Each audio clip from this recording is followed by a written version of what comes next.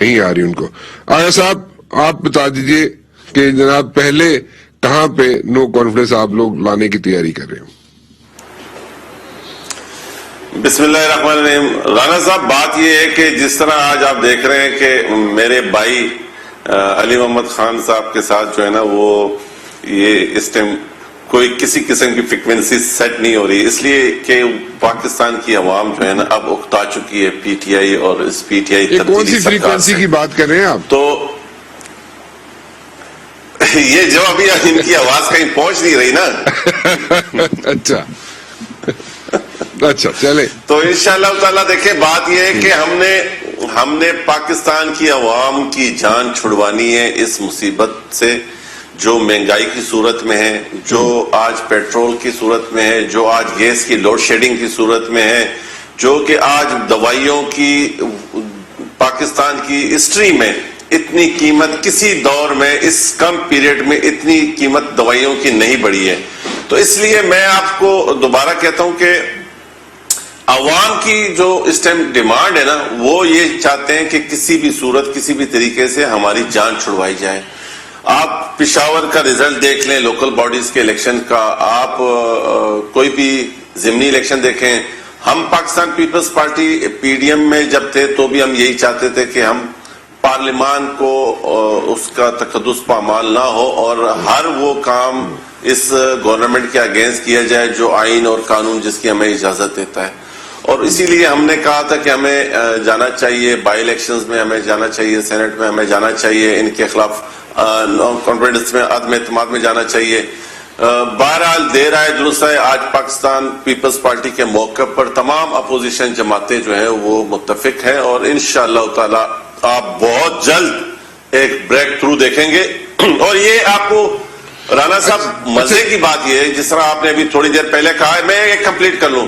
آپ نے تھوڑی دیر پہلے کہا کہ بڑی اوپنلی بڑے عرصے بعد بڑی اوپن ملاقاتیں، اب جو ہوگا وہ اوپن ہوگا اور سیاسی انداز میں ہوگا اور کسی 5 نمبر 4 نمبر گیٹ کے آسرے پہ نہیں ہوگا. صرف جو طاقت ہے وہ عوام ہے اور عوام ہی کے طاقت کے سرچشمے پر جو ہوگا انشاءاللہ. اچھا چلیں، آپ نے کہا جی عوام کی جان چھڑانی ہے، آپ نے اس موجودہ حکومت سے، چلیں آپ 1 منٹ کے لیے سوچ لیا، آپ نے سمجھ لیا کہ آپ نے جان چھڑا دی 1 منٹ کے لیے.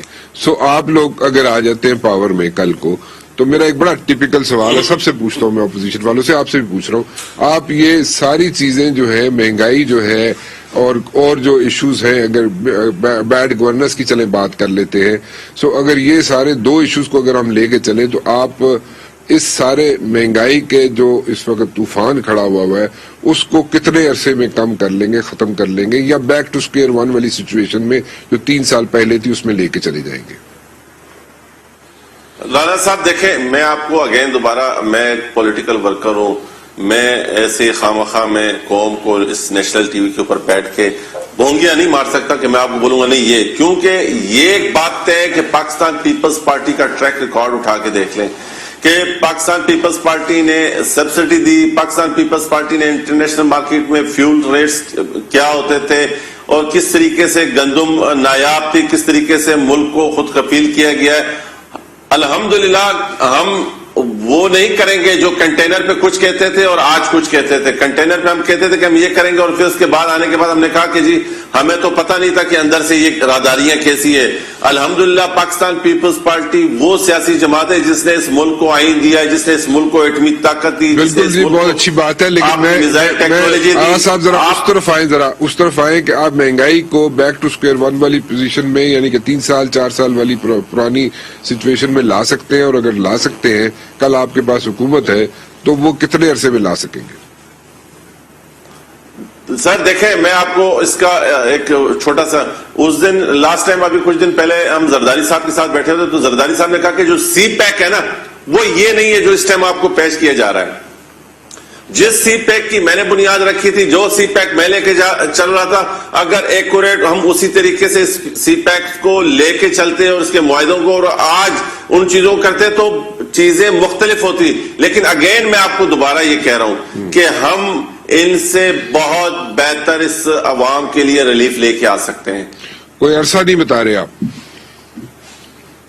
سر دیکھیں یہ میں اب اس ٹائم وہ نجیم والا کام نہیں کر سکتا. جب ہم اتریں گے جس حال میں ہم ہوں گے اس حال میں پاکستان کی عوام بھی ہوگی. چلے تو مطلب یہ تو نہیں ہوگا کہ آپ آ کے کہیں جناب کہ ہمیں 3 سال 5 سال چاہیے اور ہم پھر آ کے جناب ٹھیک کریں گے کیونکہ پیچھے بہت پرابلمس تھی. نہیں سر نہیں رانا صاحب دیکھیں ہم یہ نہیں کریں گے کہ میں آؤں گا لٹکاؤں گا جیلوں میں بند کروں گا رلاؤں گا. نہیں بھائی ہم نے نہ کسی کو رلانا ہے نہ کسی کو بند کرنا ہے. ہم نے ریلیف دینا ہے پاکستان کی عوام کو اور وہ انشاءاللہ وہ ریلیف کا پہلا دن وہی ہوگا اور سکون کا پہلا دن وہی ہوگا جب پاکستان پیپلز پارٹی انشاءاللہ اقتدار میں آئے گی. لو جی علی صاحب کی آواز آ رہی ہے جی کہ نہیں آ رہی؟ جی جناب آواز آ رہی ہے. علی صاحب میں آپ کی طرف آ رہا ہوں جناب. علی پہلے آپ سے گفتگو کرنا چاہ رہا تھا لیکن وہ رابطے منقطع ہو گئے. جناب آغا صاحب کہہ رہے تھے کہ آپ کی آواز جو ہے وہ بند کر دی گئی ہے اور آپ سن نہیں رہے اور کچھ اور بھی کہہ رہے تھے پرفارمنس کے بارے میں. مجھے میں اس میں نہیں جانا چاہ رہا پرفارمنس میں کیونکہ پرفارمنس میں جاؤں گا تو بہت سی چیزیں کوسچنز کرنے پڑیں گے آپ سے. نہیں ویسے جانا چاہیے پرفارمنس میں. میں ایک بات بتاؤں رانا صاحب جی ان کی پرفارمنس میں جانا چاہیے کہ پارلیمنٹ کے اندر ایک واحد آدمی ہے علی محمد خان. وہ جب پوری اپوزیشن ایک طرف اور علی محمد خان ایک طرف میں وہاں پر آواز لگاتا ہوں بعض اوقات پارلیمنٹ کے اندر کہ ہر مرض کی دوا ڈسپرین گولی ہر مرض کی دوا علی محمد خان. جو بندہ 3.5 سال ان کے جھوٹ کو ڈیفینڈ کرتا رہا ہو اور اس انداز میں خوبصورت انداز میں کہ کسی کو تکلیف بھی نہ ہو اس شخص سے اس کے باوجود اس کی پروگریس رپورٹ یہ ہو تو پھر تو ہمیں بھی کچھ سوچنا چاہیے کہ پروگریس رپورٹ بنانے والے کیا چاہ رہے ہیں. یہ تو